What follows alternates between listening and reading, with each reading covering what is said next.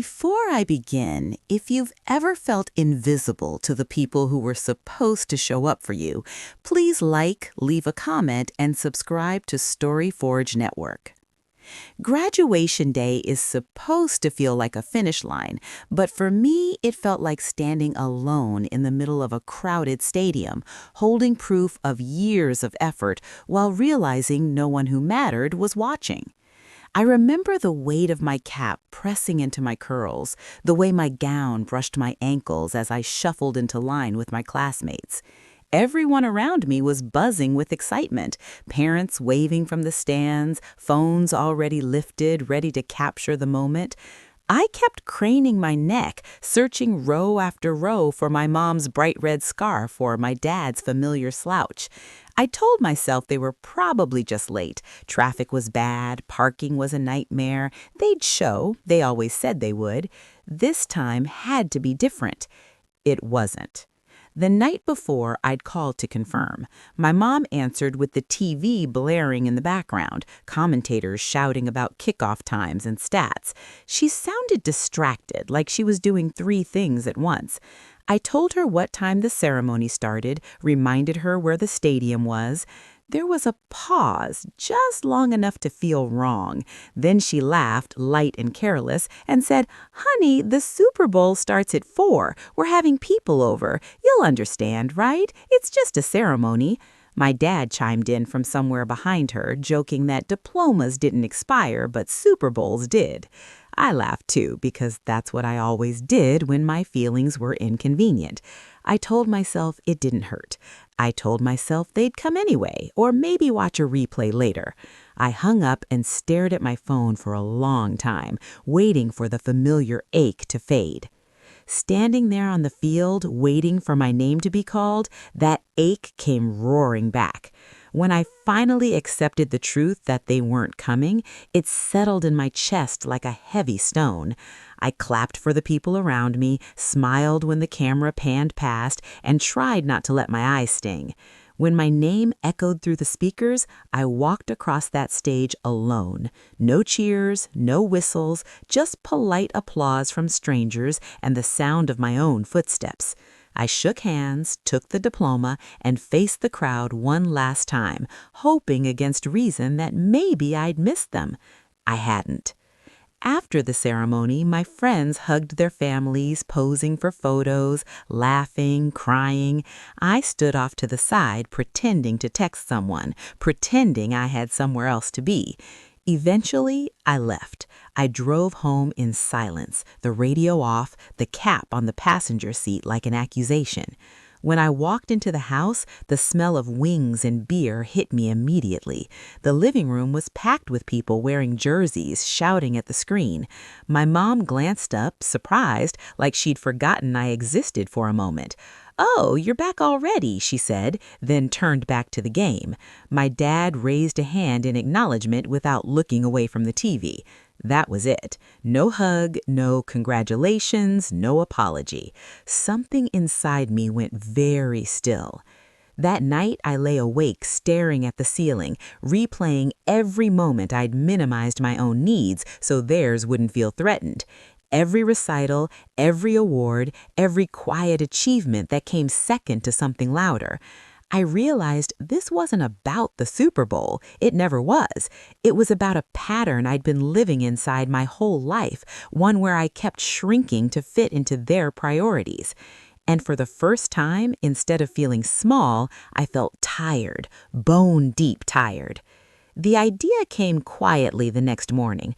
I was scrolling through my email, deleting congratulatory messages from my school, when I saw an old message from a professor I'd stayed in touch with.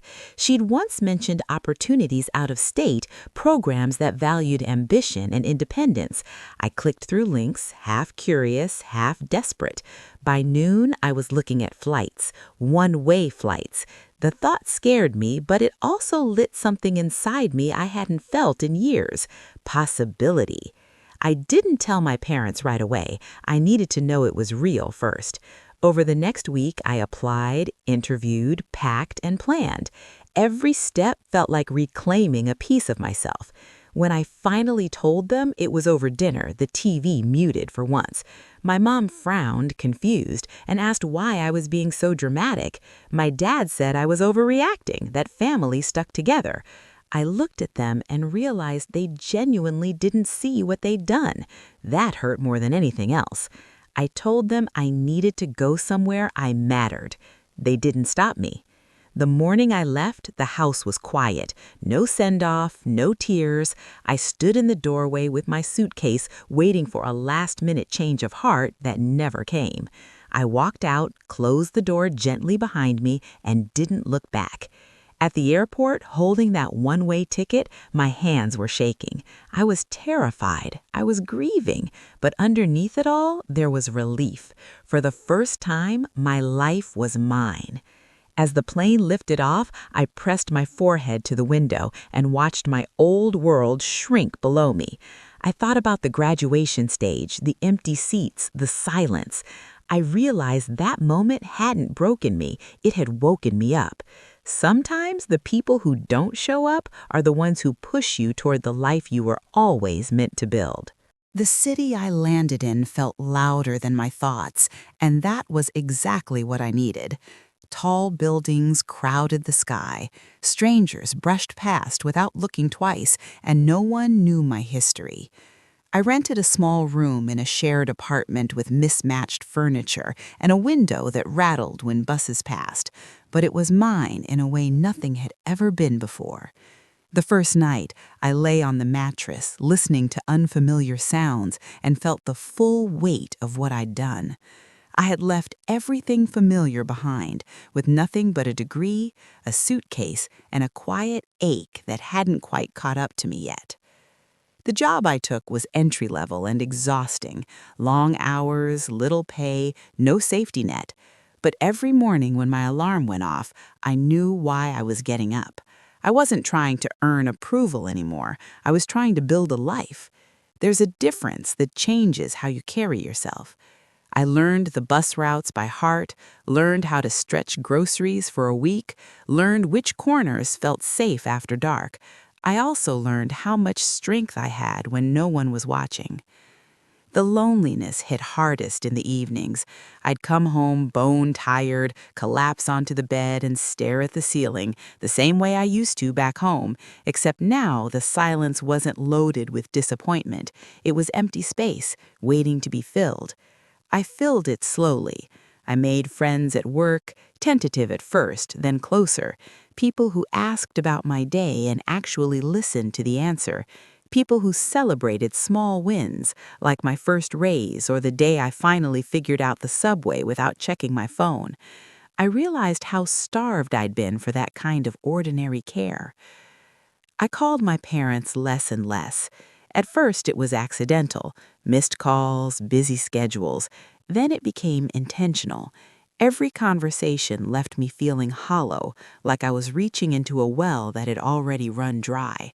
They asked about logistics, rent, money, weather, but never about how I felt, never about the graduation they'd missed. Eventually, I stopped trying to fill the gaps for them. The distance wasn't just physical anymore, it was emotional, and it felt necessary. Months turned into a year, then 2. I moved into a better apartment, this one with sunlight that spilled across the floor in the mornings. I found work that challenged me, mentors who believed in me, a rhythm that felt like stability. When I thought about my graduation now, it didn't sting the way it used to. It felt like the beginning of a different story, one I was still writing. I started therapy, learned words for things I'd only ever felt: neglect, emotional absence, conditional love. Naming them didn't make them disappear, but it gave me power over them. Every once in a while, I'd see pictures online of my parents hosting parties, smiling beside friends, living loudly. I wondered if they ever thought about me, if they ever felt the absence they'd created. Then I stopped wondering. Healing, I learned, wasn't about getting answers from people who couldn't give them. It was about learning to live well without those answers. The call came on an ordinary Tuesday. Unknown number. I almost didn't answer. My dad's voice sounded older, smaller. He asked how I was doing, really doing. The question startled me. Then he told me they were struggling. Health issues, financial problems. They missed me. They were proud of me. The words felt rehearsed, like lines delivered too late. I listened quietly, heart steady in a way that surprised me. When he finished, there was a pause, heavy and expectant. I realized he was waiting for something, comfort, reassurance, maybe an invitation back into my life on their terms. I told him I hoped things got better. I told him I was busy, but doing well. I didn't promise anything. When I hung up, my hands weren't shaking. I sat with that for a long time, letting it sink in. The power shift wasn't dramatic, it was subtle, but it was real. For the first time, I wasn't the one reaching. That night, I thought about the person I'd been on graduation day, standing alone in a crowd, desperate for acknowledgement. I wished I could tell them what I knew now, that absence can be a brutal teacher, but it can also be a guide. That the life waiting on the other side of disappointment might be bigger than the one you imagined. I went to bed with the window open, city sounds drifting in, feeling grounded. Whatever came next, I knew one thing for sure. I would never again beg to be prioritized by people who'd already shown me where I ranked. And that realization, quiet as it was, felt like freedom. There's a strange moment in healing when the pain doesn't disappear, but it stops being the loudest thing in the room. That's where I found myself sometime in my 3rd year away. I'd wake up, make coffee, look out over the street below my apartment, and realize I wasn't bracing for disappointment anymore. My nervous system had finally learned what consistency felt like. Bills got paid. People showed up when they said they would. My worth wasn't questioned daily. That kind of quiet stability can feel boring if you've grown up on emotional chaos, but to me, it felt like luxury. I started building routines that had nothing to do with survival. Weekend mornings at the farmer's market, evening walks just because the air felt good, cooking meals instead of eating whatever was cheapest and fastest. These small choices felt radical. They were proof I was no longer living in reaction to neglect. I was living with intention, and with that came space for reflection I hadn't allowed myself before. Therapy sessions dug deeper now. We talked about my parents not as villains, but as flawed people who'd made choices, and how those choices shaped me. That nuance was hard. Anger had been easier. Anger gave me something solid to push against. But grief? Grief was slippery. Grief meant accepting that I'd never have the parents I needed, no matter how much I grew or how successful I became. Grief meant mourning a childhood that looked fine from the outside, but felt lonely from the inside. I cried in those sessions in a way I never had before, quietly, steadily, like something old finally thawing. Around that time, I got invited back to my alma mater for a small alumni panel. They wanted me to talk about career paths and resilience. Standing at the edge of that familiar campus brought memories rushing back. The graduation field was empty now, quiet under a gray sky. I stood there alone for a moment, hands in my pockets, and felt a wave of compassion for my younger self. I realized something then that surprised me. I didn't want my parents there anymore. Not for validation, not for closure. I had already given myself what they couldn't. After the panel, a student approached me, nervous and earnest, and said my story made them feel less alone. That comment stayed with me. It reframed everything. What I'd survived wasn't just something to endure quietly, it was something that could connect me to others. That realization stitched together parts of me that had felt fragmented for years. My parents called again a few months later. This time, my mom was crying. She talked about regret, about how fast time had passed, about wishing she could redo things. I listened without interrupting, noticing how her words landed without the sharpness they once had. When she finished, she asked if she could visit. The question hung there, fragile and heavy. I didn't answer right away. I told her I needed time to think, and I meant it, not as a tactic, as a boundary. I thought about that request for weeks. I weighed the progress I'd made against the risk of reopening wounds. I talked it through in therapy with friends who knew my history. What emerged wasn't fear, it was clarity. I could see my parents now as they were, not as the people I kept hoping they'd become. And I could see myself clearly too, someone who had built a life rooted in self-respect. Any relationship going forward would have to honor that. When I finally called her back, I set terms: short visit, neutral space, no rewriting history, no pretending the past didn't matter. To my surprise, she agreed. I don't know if it was desperation or genuine growth, but it didn't matter. The agreement itself mattered. For once, the conditions weren't theirs to set. The visit was awkward. There's no gentler word for it. Sitting across from them in a quiet cafe, I noticed how much older they looked. Time had moved on all of us, whether we were ready or not. Conversation stayed on safe ground at first: weather, work, the city. Eventually, the past crept in. My dad apologized, voice tight, eyes fixed on the table. My mom admitted she hadn't known how to balance her own wants with being present for me. I didn't rush to comfort them. I let the silence stretch. I let them sit with it. What surprised me most was what I felt in that moment. Not triumph, not vindication, just calm.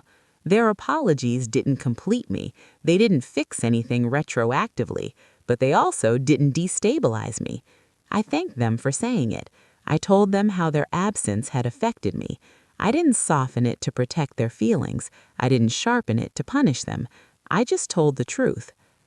When we parted, there were no dramatic hugs, no promises of weekly calls, just a quiet acknowledgement that something had shifted. On my walk home, I realized I wasn't replaying the conversation in my head, looking for missed cues or hidden meanings. I was present. That felt like a milestone. That night, I pulled out my graduation photo, the one a classmate had taken for me years ago. I'd avoided it for a long time. Now I studied it closely. I saw someone proud but wounded, standing tall despite the emptiness behind the smile. I didn't feel sadness anymore. I felt gratitude. That version of me had survived something hard and had the courage to leave. Sometimes people expect stories like mine to end with reconciliation or revenge, but life is rarely that neat. What I found instead was something quieter and more enduring: agency. The understanding that I get to choose how close people are allowed to stand to me, that love doesn't have to be loud to be real, and that walking away from what hurts you can sometimes be the most loving thing you do for yourself.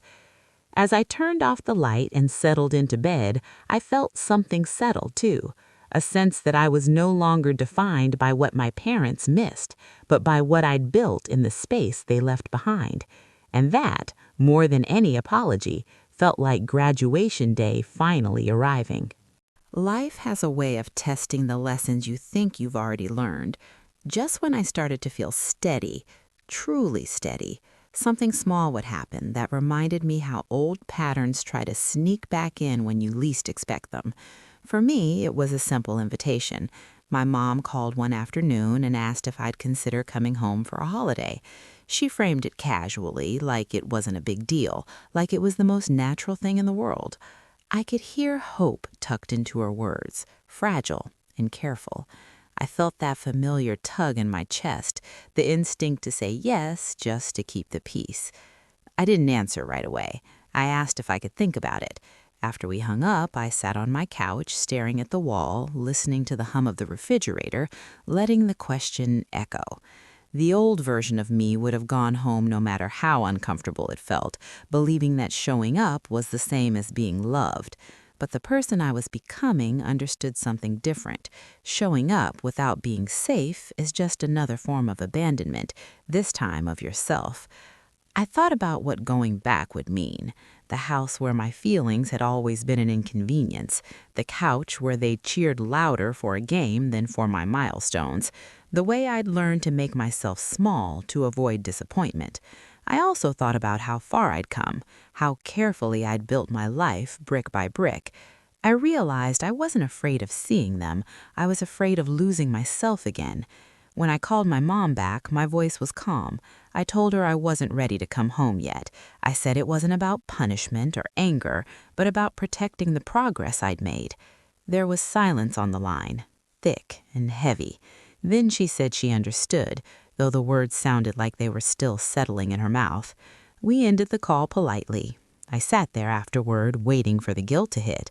It didn't. Instead, there was relief. That's how I knew I'd made the right choice. Around that time, my life started opening up in ways I hadn't anticipated.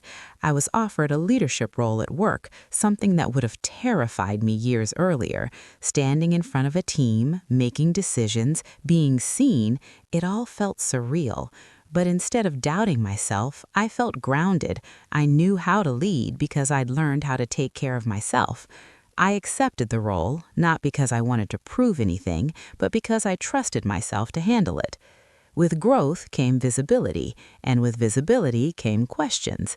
Colleagues would ask about my family, about where I was from, about holidays. I answered honestly, but briefly.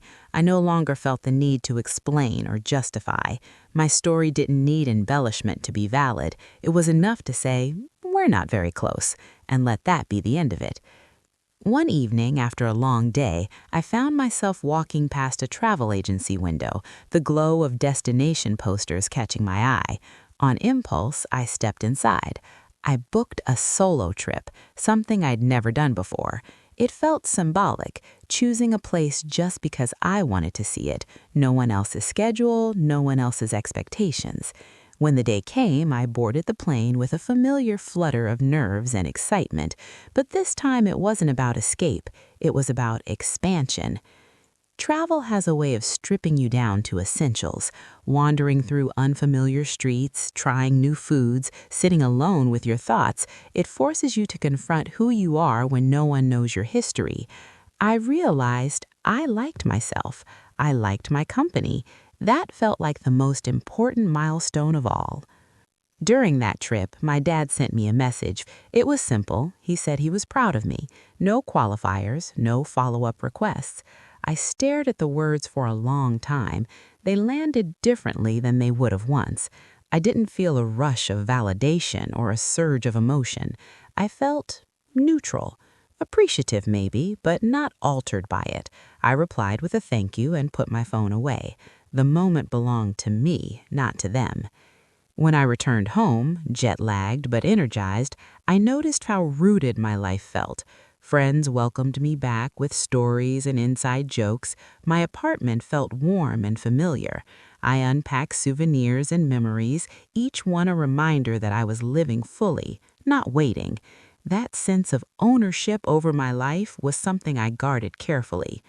A few weeks later, my parents asked if we could all talk again, this time together, on neutral ground. I agreed, partly out of curiosity, partly because I felt strong enough to handle whatever came up. The conversation was more honest than any we'd had before. They spoke about regret, about realizing too late how much they'd missed. I listened, but I also spoke. I told them what I needed going forward: consistency, respect, no minimizing my experiences. I made it clear that access to my life was not guaranteed, it was earned. They didn't push back. That alone told me something had changed. Whether it would last, I didn't know, but for the first time, I wasn't measuring their growth against my pain. I was measuring it against my peace. That night, lying in bed, I thought about how strange it is that the moment meant to celebrate my transition into adulthood had marked the beginning of my real one. My parents skipping my graduation hadn't just hurt me, it had forced a reckoning. It showed me that waiting to be chosen can keep you stuck forever, but choosing yourself sets everything in motion. I fell asleep grateful, not for what I'd lost, but for what I'd found. The confidence to say no without explanation, the courage to leave when staying meant disappearing, the understanding that family can be complicated and love doesn't always look the way we're taught to expect. And as my life continued to unfold, one thing became clear. The one-way ticket I'd bought years ago wasn't just a physical journey, it was a promise to myself that I would never again sit in an empty crowd hoping someone else would notice my worth. There's a point in healing where you stop measuring progress by how little something hurts and start measuring it by how full your life feels. I didn't notice the shift at first. It wasn't dramatic. It showed up in quiet ways, laughing without checking my phone afterward, making plans months in advance without wondering who might disappoint me, trusting good things when they arrived instead of waiting for the catch. Work became a place of confidence rather than anxiety. I spoke up in meetings without rehearsing every sentence in my head. When mistakes happened, I corrected them instead of apologizing for existing. My team trusted me and I trusted myself. That mutual respect felt foreign at first, like wearing clothes that didn't quite fit, but eventually it settled into something natural. I realized how much of my earlier self-doubt had come from growing up unseen. When no one shows up for your milestones, you start to believe your efforts don't matter. Rewriting that belief took time, but it was happening. I also started mentoring a younger colleague, someone fresh out of school, eager and uncertain. She reminded me so much of myself that it almost hurt. One afternoon, after a long day, she confessed she was worried she wasn't doing enough, that she was afraid of disappointing her parents. I listened, really listened, and then told her something I wish someone had told me, that her worth wasn't measured by how impressed anyone else was. As I said it out loud, I realized how deeply I believed it now. That felt like another quiet victory. My relationship with my parents remained cautious. We spoke occasionally, checked in on birthdays and holidays, but there was space, intentional space. I no longer filled silences or chased closeness. I let them meet me where I was. Sometimes they did, sometimes they didn't. Either way, my life continued. That was new. That was powerful. One afternoon, I received an invitation to speak at a graduation ceremony, not my old school, but a community program that supported first-generation students. I hesitated before accepting. The idea of standing at a podium, looking out at a sea of faces on a day that once held so much pain, stirred something tender in me. But I said yes, not because I wanted to rewrite the past, but because I wanted to honor how far I'd come. On the day of the ceremony, I arrived early. The chairs were neatly lined, the stage decorated with modest flowers. Parents began to filter in, adjusting cameras, smoothing outfits, excitement buzzing. I felt a familiar pang, but it passed quickly.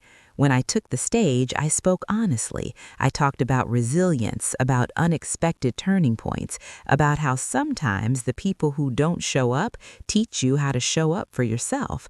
I watched heads nod, eyes glisten.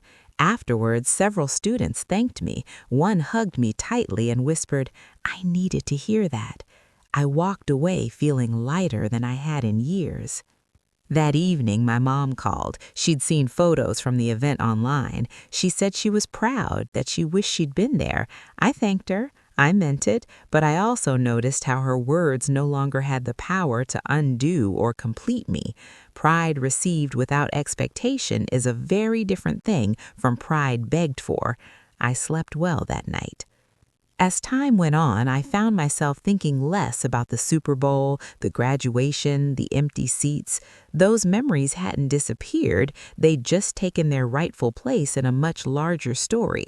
I could recall them without spiraling, without needing to rewrite them. They were chapters, not the whole book. I started dating again, too, slowly and carefully. I paid attention to how people showed up, not what they promised. I noticed red flags I would have ignored before. When something didn't feel right, I trusted that feeling instead of rationalizing it away. I chose partners who valued consistency, who asked questions, who remembered details. Being loved well felt unfamiliar but deeply grounding. It made me realize how much I'd once normalized neglect. One night, sitting across from someone who genuinely listened to me, I felt a wave of gratitude for the version of myself who'd bought that one-way ticket all those years ago. She hadn't known where she was going, only that she couldn't stay. That decision had echoed forward in ways she couldn't have imagined. My parents eventually asked if I'd consider spending a holiday together somewhere neutral, not at the old house. I agreed, cautiously optimistic. The gathering was quiet, almost tentative. There were awkward moments, but also genuine ones. We talked about boundaries openly. I didn't feel like I was performing or pretending. When it ended, I didn't feel drained. That was new too. Driving home afterward, I reflected on how much it changed, not just in them, but in me. I was no longer the child waiting in the stands for someone to notice. I was an adult who knew how to leave, how to choose, how to stay only where I was valued. That knowledge was hard-earned, but it was mine.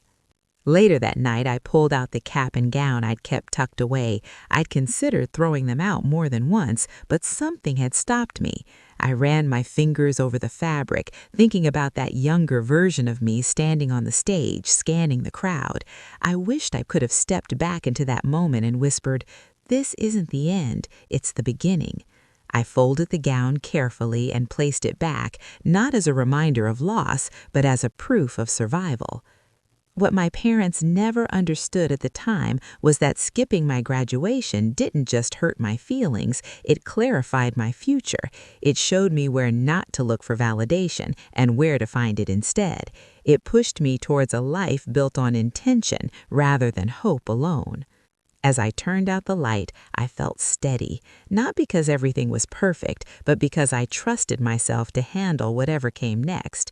And that trust, born from absence and strengthened by choice, was the greatest gift I'd ever given myself. By the time I realized how deeply my sense of self had changed, it wasn't because something went wrong. It was because something went right. And I noticed I didn't panic. The calm no longer felt temporary, like a break between storms. It felt earned. That kind of peace sneaks up on you when you've spent years bracing for disappointment. One afternoon, I caught my reflection in a storefront window and saw someone I barely recognized, not because I looked different, but because I looked settled. My shoulders weren't hunched, my jaw wasn't tight. I was walking like I belonged where I was. That sense of belonging extended into my friendships. The people around me knew my story, not as a cautionary tale, but as context. They didn't tiptoe around it. They didn't try to fix it. They treated it like any other part of who I was, something that had shaped me but didn't define my limits. We celebrated birthdays and promotions, cooked meals together, showed up with soup when someone was sick.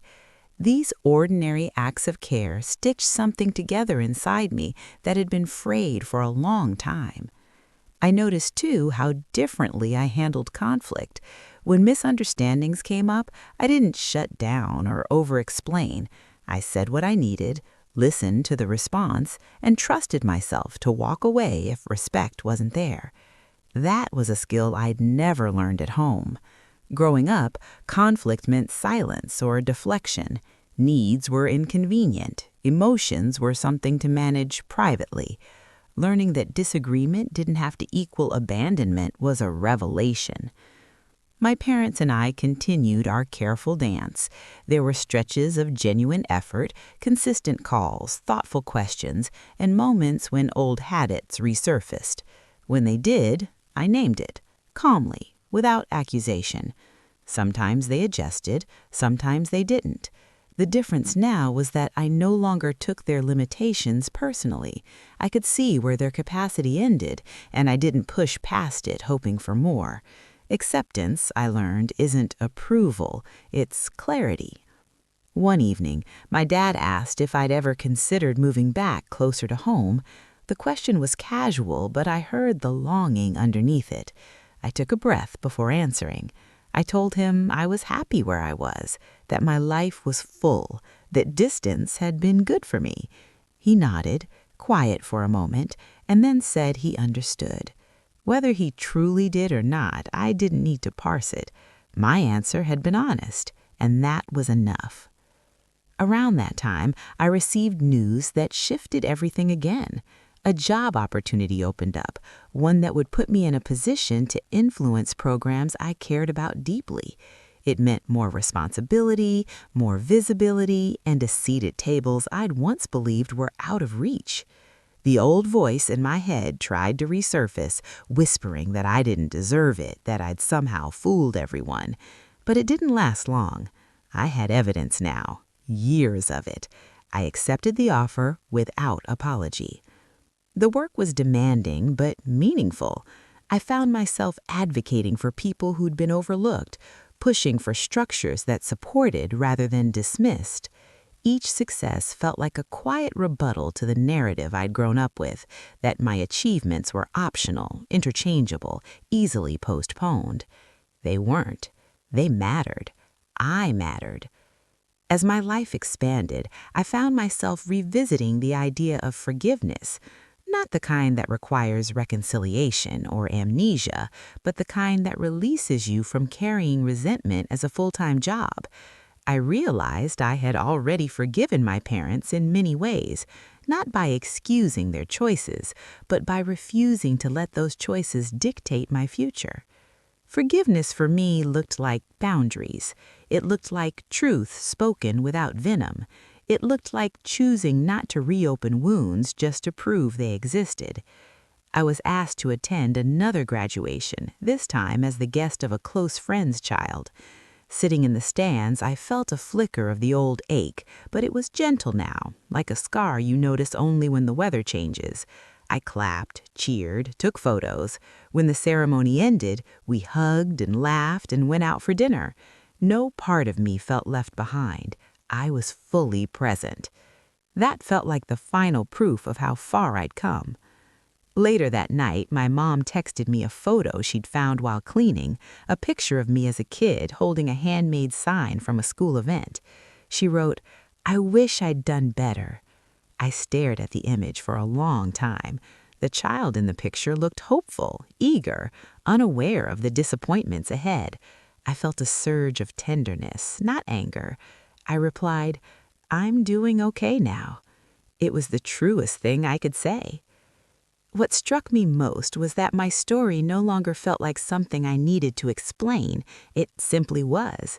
The graduation my parents skipped had become a hinge point, a moment that redirected everything, not because it was cruel, but because it was clarifying. It taught me that waiting for someone to value you can keep you stuck, but valuing yourself opens doors you didn't even know existed. As I settled into this next chapter, I felt a growing desire to put something concrete back into the world, not as a message to my parents, but as a message to people like me, those who learned early how to stand alone. I began sketching ideas, writing reflections, considering ways to turn experience into guidance. I didn't need to be loud, I just needed to be honest. One night, as I packed away old papers, I found the boarding pass from that one-way flight tucked into a book like a pressed leaf. I held it between my fingers and smiled. That small rectangle of paper had carried more weight than anyone could have guessed. It hadn't just changed my location, it had changed my direction. I put it back not as a relic of pain, but as a reminder of courage, of the day I chose myself, without knowing exactly what that would cost or what it would give me in return. And as I looked ahead, I understood something with a clarity that felt both simple and profound. The life I was living now didn't require anyone's permission. It was built on presence, intention, and the hard-earned knowledge that being overlooked once doesn't mean you're invisible forever. By the time I reached this point in my life, I finally understood something that would have changed everything if I'd known it sooner. Closure isn't something someone else hands you. It's something you decide to stop chasing. For years, I thought peace would arrive in the form of an apology that fully explained everything, or a moment where my parents suddenly understood the weight of what they'd missed. I imagined a scene where all the feelings lined up neatly and resolved themselves. What actually happened was quieter, slower, and far more personal. I learned that healing didn't mean rewriting the story to make them the villains or me the hero. It meant telling the story honestly and still choosing to move forward. Some days that choice felt natural, other days it felt deliberate, like setting your feet firmly on the ground during a strong wind. But over time, the effort became habit, and the habit became stability. The biggest change wasn't external, it was internal. I stopped measuring my worth against who showed up for me at certain milestones. I stopped wondering whether I'd done something differently, said something better, waited longer. I finally accepted that their absence said more about their limitations than my value. That realization didn't arrive all at once. It arrived in moments, during quiet mornings, in conversations with people who chose me without being asked, in the simple rhythm of a life built with intention. One evening, years after that graduation day, I stood in my kitchen making dinner, the window cracked open to let in the sound of the city settling down. There was nothing remarkable about the moment, and that's what made it powerful. I wasn't bracing for disappointment. I wasn't hoping someone would call. I was simply present, content, safe in myself. And I realized that this ordinary peace, was what I'd been working toward all along. My parents eventually visited my home, not as a dramatic reunion, not with speeches prepared, but as guests. They complimented the space, asked about my work, admired the life I'd built. There was pride in their voices, but it no longer carried the weight it once did. I appreciated it without needing it. When they left, I felt no sense of loss, just a calm certainty that my life would continue exactly as it should. We never fully repaired everything. Some gaps remain, some conversations will probably never happen, and I'm okay with that. Forgiveness, I learned, doesn't require access, it requires honesty. I forgave them not to free them, but to free myself from carrying anger that no longer served me. Looking back, that one-way ticket wasn't just a means of escape, it was a declaration.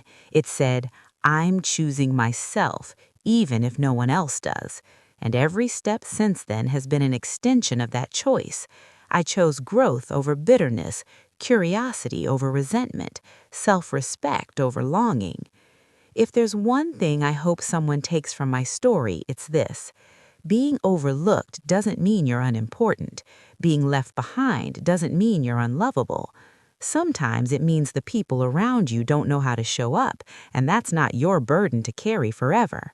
You're allowed to build a life that doesn't revolve around waiting for others to notice your worth. I used to think my story began with abandonment. Now I know it began with resilience. It continued with courage, and it found its meaning in the quiet moments where I chose myself again and again, even when it felt lonely. That graduation day will always be part of my past, but it no longer defines me. What defines me is everything that came after, the risks, the rebuilding, the boundaries, the peace. I didn't get the ending I expected back then. I got something better. I got a life that feels like my own. And that, finally, is enough.